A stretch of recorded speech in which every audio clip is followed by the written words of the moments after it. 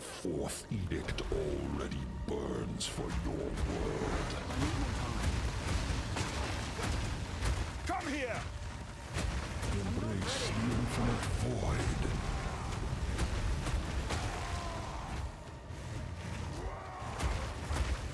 A predetermined outcome.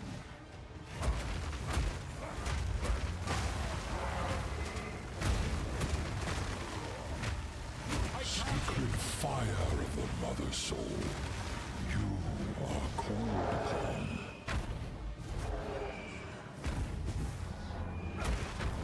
Scorch! Accept your finality. I need more time. Not inconsequential. Insignificance. This is the legacy of humanity. I need more time.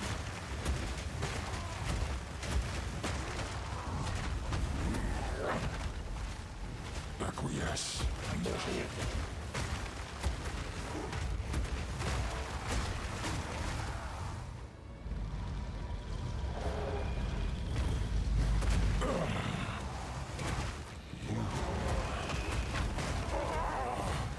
The Mother Soul must break.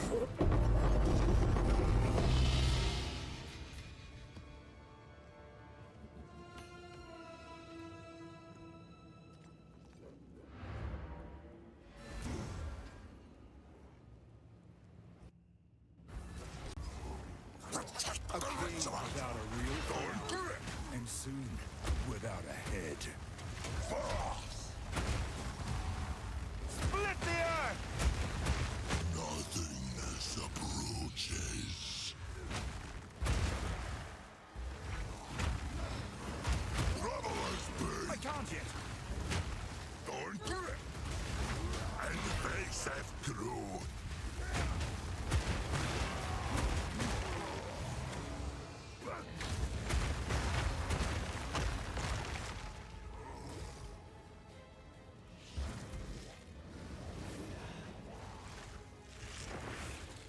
A cowardly trick. It won't save you.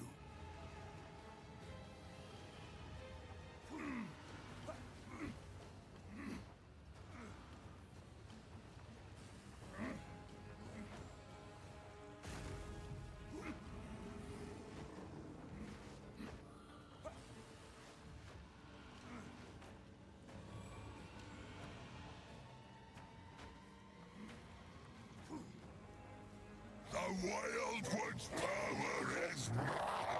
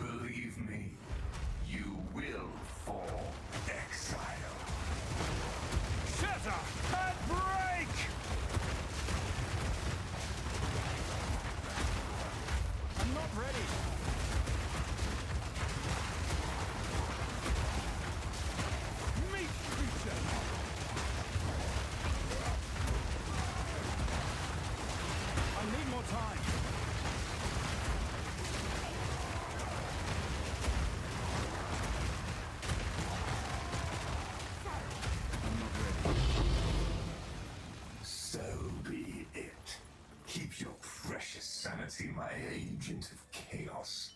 You shall serve me whether you like it or not. Hi guys, this is going to be a quick update on the build that I've been going this past week since league start. I made a couple of videos of showing the progress that we had in the build. Those videos are in Spanish, but I will try to do this one on English so it can get to a wider audience. So basically we managed to beat all the pinnacle content, I would say. The last part that we were missing was finishing Arbiter, the Uber version of Arbiter. I think last video I was almost able to finish it, but I burned through a lot of my health potions, so didn't really have the sustain to finish the fight. But now that we upgraded our damage, we were able to pretty comfortably finish the fight. Even though we had to do some of his mechanics, I think we managed to do it pretty well. In the video you could see there were pinnacle bosses and simulacrum. With the upgrades was pretty easy compared to the first time that I tried. The first one I burned through a lot of invitations, and for this one it was first try. The one where I burned a lot of invitations was with Uber Arbiter, because I was dying a lot to the mechanic of the bolts. But I finally managed to do the mechanic correctly and beat it, and we got a pretty good drop with the diamond that unidentified. I think it's sold for like 6 divines or 7 divines, so I pretty much make a little bit of profit on the fight. So basically, what did we upgrade? We crafted this mace, because the ones that are right now on the market are pretty expensive. It's pretty much tier 1 or tier 2, except for the desecrated mode that we can still keep rolling, throwing a little bit of currency in order to try to get like a higher physical damage. So basically the method to craft this kind of weapon is I'm looking for a sacred mold, because it's the highest attack speed mace base, and you're looking for minimum iron level 82, so you can get like a tyrannical, I think it's called, the tier 1 physical damage, or the tier 1 flat fist.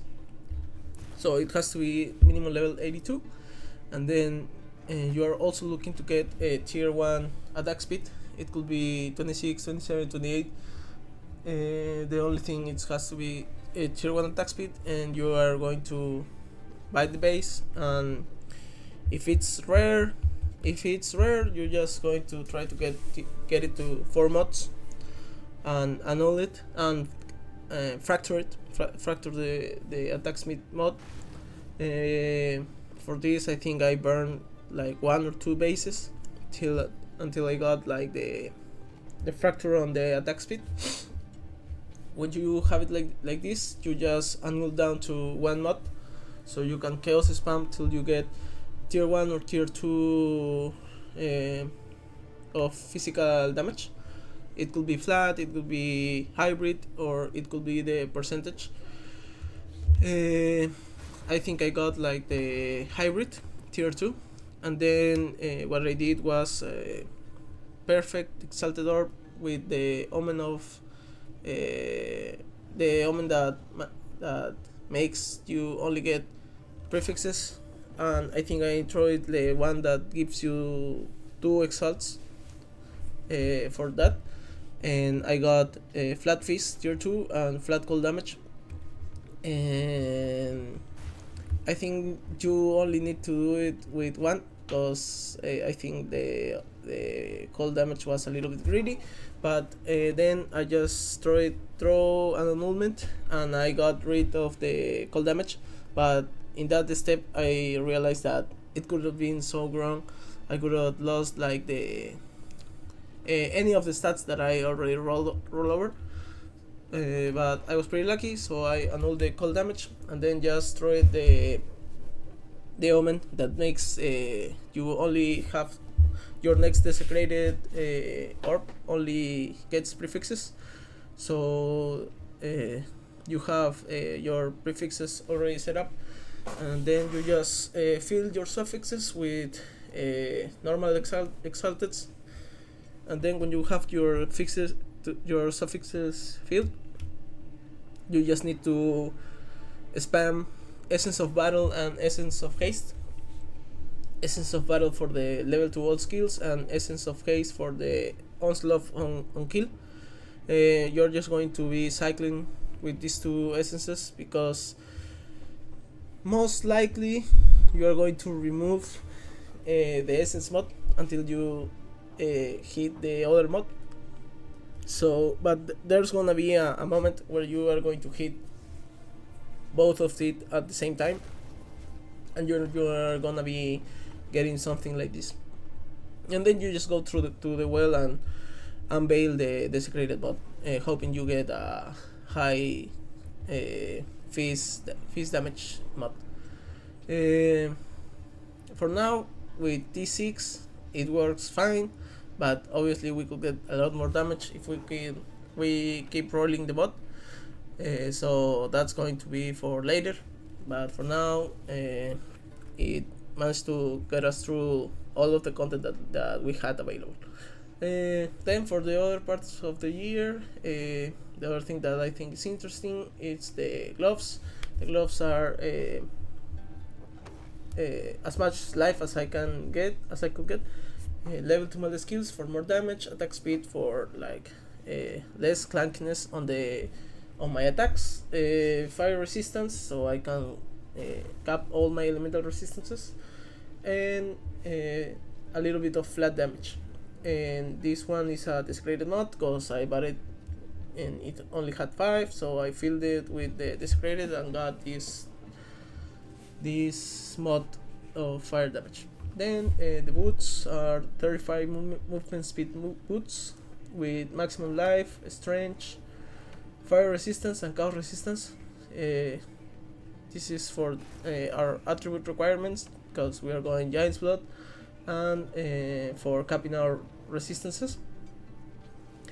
The chest, it's an exceptional, the new bases, exceptional, and I think I paid like around one divine for this exact one that had 4 sockets. And then I just the interesting part is I put these 3 sockets of reduce effect of curses, and this make me curse immune, so I can run temporal chains map without any problem, without feeling like shit. So that's pretty good. And the soul core of maximum life, so we can get a little bit more of a hit pool. Then the helmet, as much life as we could get, a little bit of rarity, strength, and fire resistance. Amulets is maximum life, strength, one of the resistances that we are missing, and for this one I wanted to get a Lich Fizz as mana, so we didn't have to rely on the mana pot. Then the other ring is pretty much the same in terms of like the resistances that we're trying to cap, with strength and maximum life as high as we could get, and both of these bases are amethyst ring, so we could cap it, so we could cap our chaos resistance too. And then we have this stellar amulet. This is we are looking for maximum life and increased maximum life and strength, the other mods that you could be looking for are one resistance that you're missing, maybe another stat that you are also trying to get, like I don't know, dex or intelligence, maybe rarity, or one of the important ones. I think it's in level 2 melee skills. I think it could roll in an amulet to 3. So yeah, that's where we're trying to fish for. That count resistance doesn't help for anything because I'm already capped without that 4%. So for now, this is a 3 mod amulet for us. Well, 4 mod if you count the rarity of items. But yeah, and we have it with acceleration, so we can get a little bit more of a skill speed and a little bit of movement speed. Then for the parts that help us cap our maximum fire resistance, we have the shield with +3 to maximum fire resistance and as high of block chance as it can roll now on the shield. And it has maximum life 2, tier 1, and fire resistance. Then the belt is has a corruption for 3 maximum fire resistance, 1 resistance that we needed to cap the other resistances, and strange, and a high roll of maximum life. And then for our charms, we have the onslaught one. This is really good, so we don't get slow as much on chill ground maps or one mod that tries to slow us down. This one for stunts, and this one was kind of expensive. This is when you kill a rare mod, it gives you a possessed spirit, and depending of the spirit is the price. I bought it I think for like 70 vines, and the uptime it's like, I think it's pretty good. So what this spirit gives me is 20% damage reaction, damage gain as extra fire damage. I think it also makes during the effect that all my attacks inflict bleeding, and when you see like the board running around, it makes the body of the enemies explode, dealing a percentage of their maximum life. Then my mana flask, I think it's another part. It's one with increased charges, so we can get a maximum benefit from ambrosia on my forge hammer. Now with the skills, we have a shockwave totem. This is just for like proccing the fissures a little bit quicker. I have it with urgent totems, so it places faster. Reinforced totems for more duration, for like a more resilient totem. Font of lot. I don't think this really does anything, but I had it because why not? And hardy totems, so it's a little bit tankier. Then Hammer of the Gods. This when I had it available, I just throw it around. It's not like where most of our damage is coming from. This is just like good to have it, but if you don't throw it, it's like you're not missing out on nothing, because most of the build is on the other parts. I have it with Heft, Heavy Swing, Rage Forge, Fist of War, and Exploit Weakness. Then we have Infernal Cry. On bosses, I added this Enraged Cry, so we can spam these war cries constantly without having the problem of getting out of rage, or these ones going into cooldown. I have it with Raging Cry, Life Tap, and Cooldown Recovery, and it's pretty much the same for Seismic Cry. Then we have a Forge Hammer. This I had it with Fist of War 3, so it pretty much the timing it's pretty much the same, so it's like always up, branching fissures, so it gets a little bit much more area of effect, because I think increases to area of effect don't really affect the the fissures. So this what it does is for each fissure of the forged hammer it gets two additional fissures, so it seems like it's a little bit more of area of effect. Then I had Ambrosia for more damage with my mana potion concentrated effect, because as I was saying, the fissures don't get affected by increases to area of effect. And Rocket's Flow, so this is pretty much to ignore enemies' resistances, and it's not like the biggest benefit for the build, but I see it as a better to have it than not, because it's like kind of an expensive fuel and these tend to like go up in price with time, so better to have it now than won't be able to get it later. Then Earthshatter with Rage Forge, Branching Fissures, Armor Break 3, Rage 3, and Lightning Attunement. I used to have it with Rapid Attacks, but this is pretty much the same. This is multiplicative, the other one is additive, so if I, now that I don't have any rage, I think the attack time is 0.42, and when I have rapid attacks it's the same attack time. So what we do to keep this uptime as constant as possible is we spend most of the rage that we are generating with Rage Forge, and we are getting it back with our War Cries and with Rage 3. So we are constantly fluctuating between like 15 to 34 rage. So we are almost always getting benefit of this second conditional. And then lightning attunement, so we could have a possibility to shock the enemy for like a little bit more damage.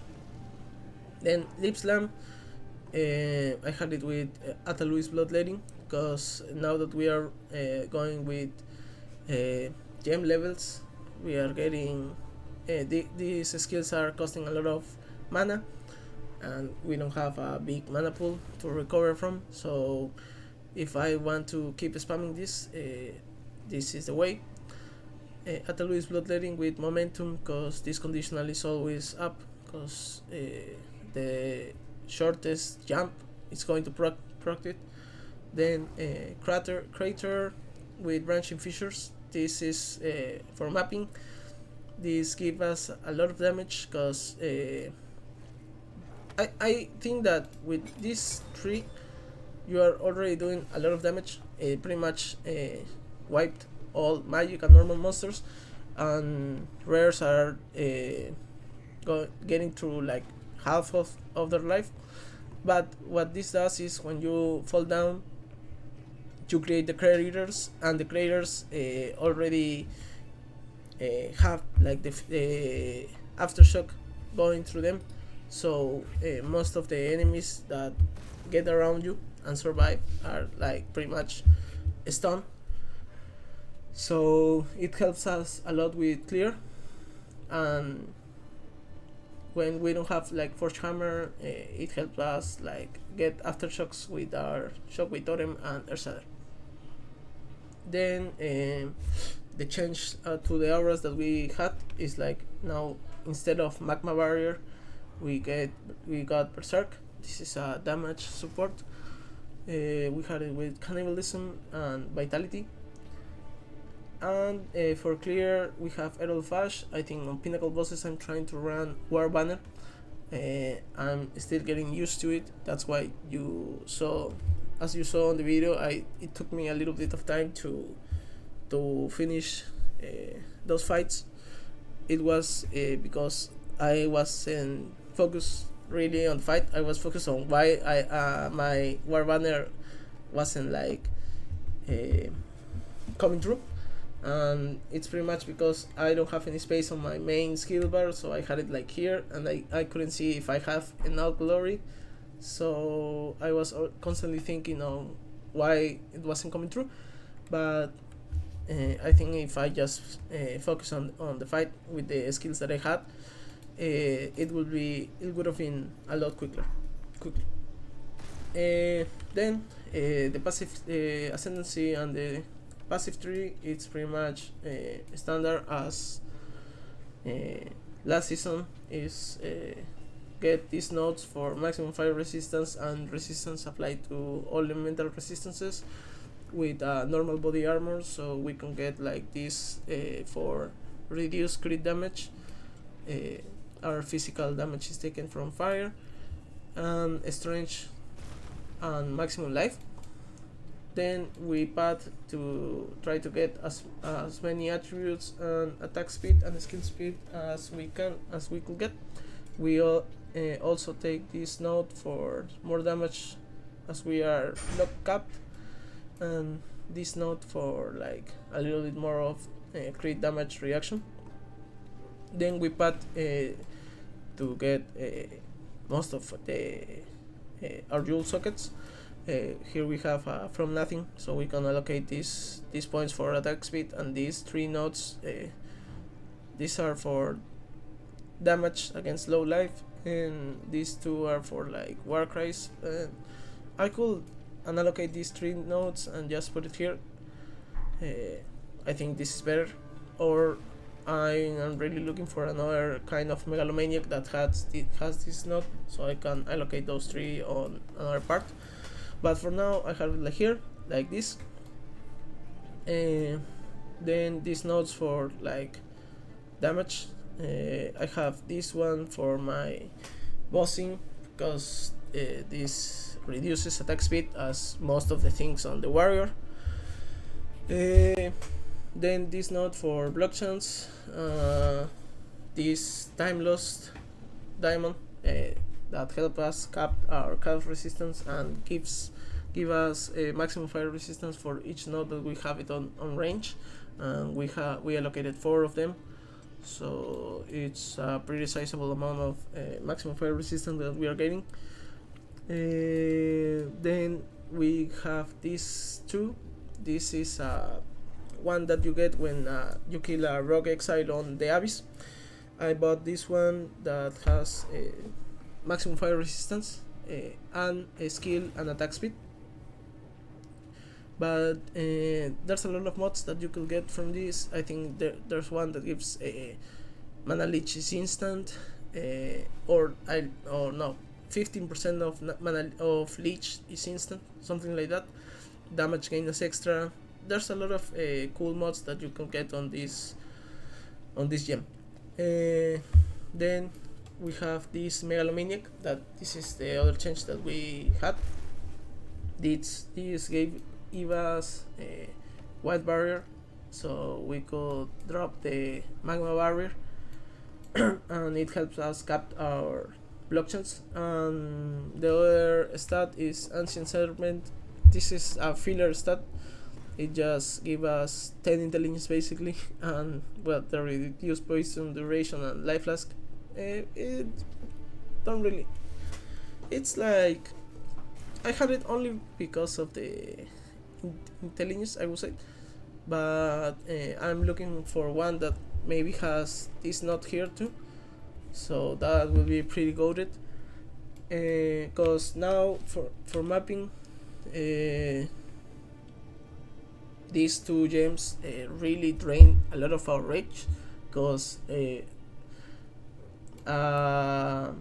normal and magic monsters don't have a lot of power, so you are not really generating a lot of rage with Raging Cry. So these are kind of useless on mapping. I'll take them down and just rely on the fact on their own cooldown, or the fact that I'm sometimes generating endurance charges. But on bosses, these are pretty good. It let us spam the abilities. And yep, that's pretty much it for the tree. I think my atlas is, I have it like this because I was trying to get to level 97, Now that I already had it, I will probably expect off of these shrine nodes and trying to get like more of these map effects, and I really don't know where to expect. But yep, pretty much all of the atlas are already completed, and now it's just what we have left is like try to farm for some more upgrades if there are some, maybe on the amulet, and trying to get gear for our next project that I think it's going to be like a warrior with the new helmet, the Deepest Tower 2.0. I already bought one of them with this require five fewer enemies to be surrounded, so that is going to be like pretty cool. But for now, if you try to build that on the Smith of Kitava, this is a pretty solid build. You could, as you saw, you could do pretty much all the content on mapping. It's still a pretty solid build. I think the only mods that I'm not running are minus maximum resistances and damage penetrates, because those are still pretty deadly, but the other ones I'm running without any problems. Chill ground, it's a little bit hard in the sense of like it really reduces a lot of our speed on the map, but it's not like we could not do the map. It's like we prefer not to, because we want to go as fast as we can, and that mod really killed like the vibe of the build. And pretty much on mapping we are just leaping around, and this pretty much kill most of the mobs, as I was saying, and the ones that are missing we just kill them with air shoulder and our warfare, and that's pretty much all the combo. If you have any questions, you can leave it on the comments. I will be answering, and I will leave the POV on the description of this video. That's gonna be it. Thank you guys. Bye.